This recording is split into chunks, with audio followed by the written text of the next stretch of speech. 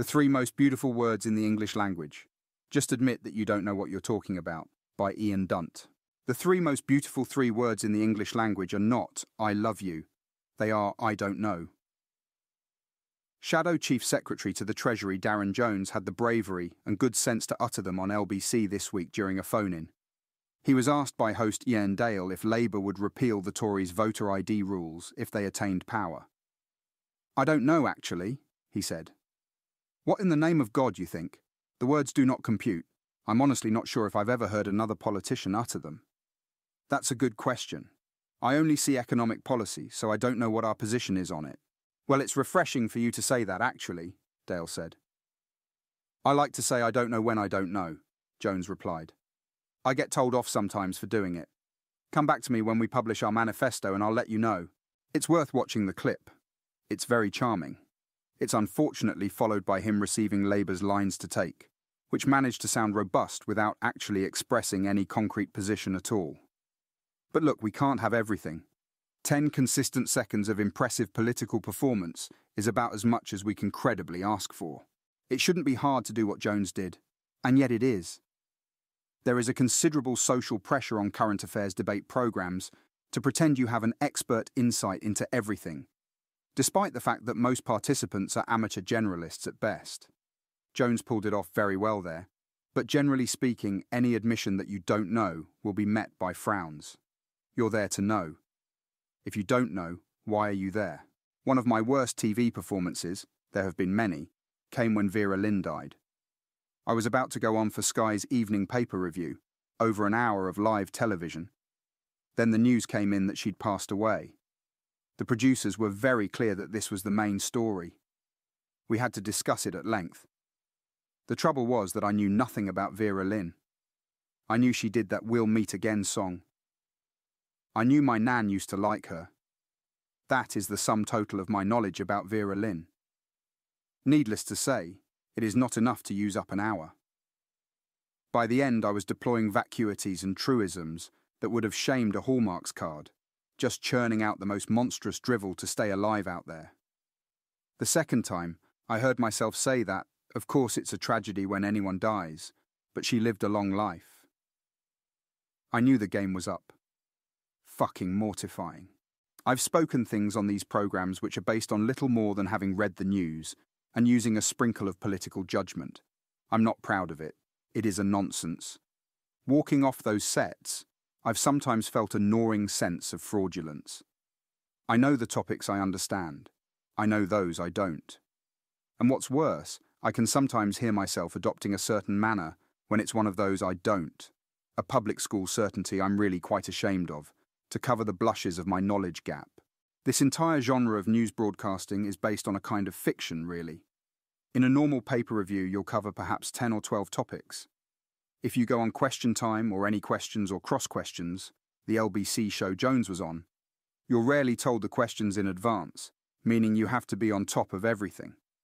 They are therefore completely different to being asked to go on TV to talk about one subject, where you can make a judgment as to whether you have anything useful to contribute. It takes a long time to understand any one of the topics you're talking about. Rail nationalisation, asylum policy, the international law concerning Israel's behaviour in Gaza. Everything is complicated. Everything has hidden depths when you start really reading into it.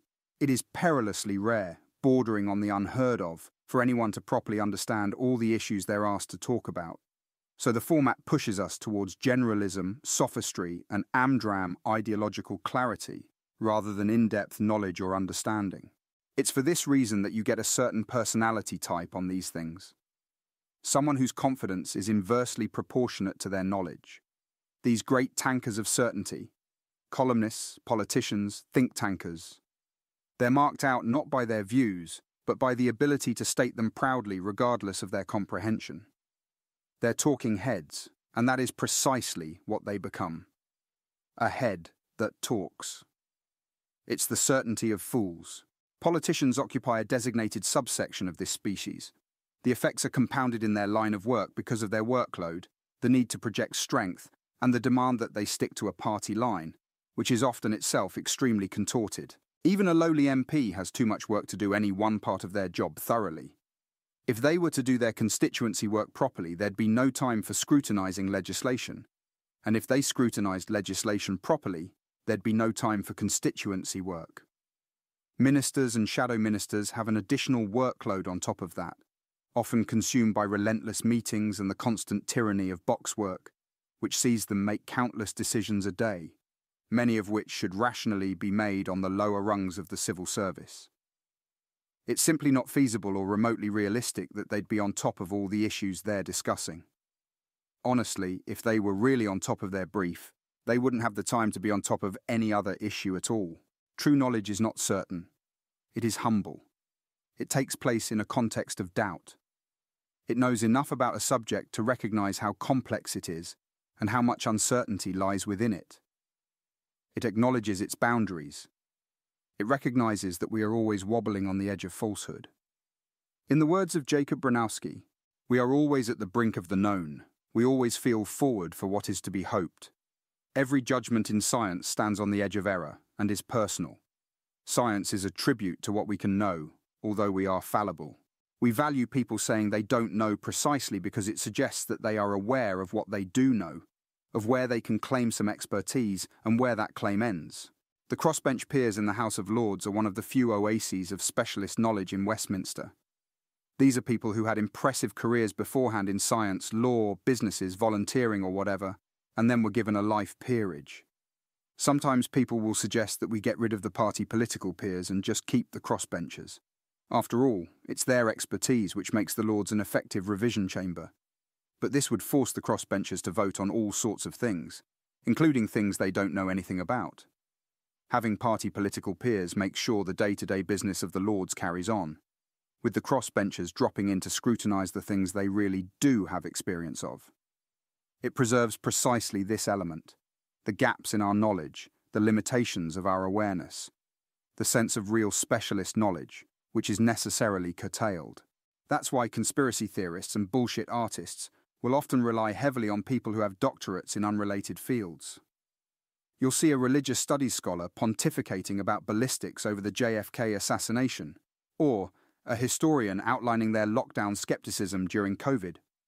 In each case, you're witnessing a great smearing of expertise, the assumption that credentials in one area grant it another. But of course, that's not how it works. Could we all be a bit more like Darren Jones? It's harder than it looks. Sure, he can do it once. But if he really started saying "I don't know" for all non-economic questions, he'd quickly fall foul of the producers and Labour Party bosses. There's something fundamental to the format of current affairs debates, which mitigates against an honest assessment of the limitation of our knowledge. But realistically, there's something in us too. We like certainty, particularly moral certainty. We're susceptible to a confident manner, to a no-nonsense sentence, to strongly worded conviction, to a clear party line. We're liable to think of this as leadership rather than insecurity, and to trundle off over the edge behind the person who articulates it. Politicians and columnists don't behave this way just for fun. They behave that way because it gets results.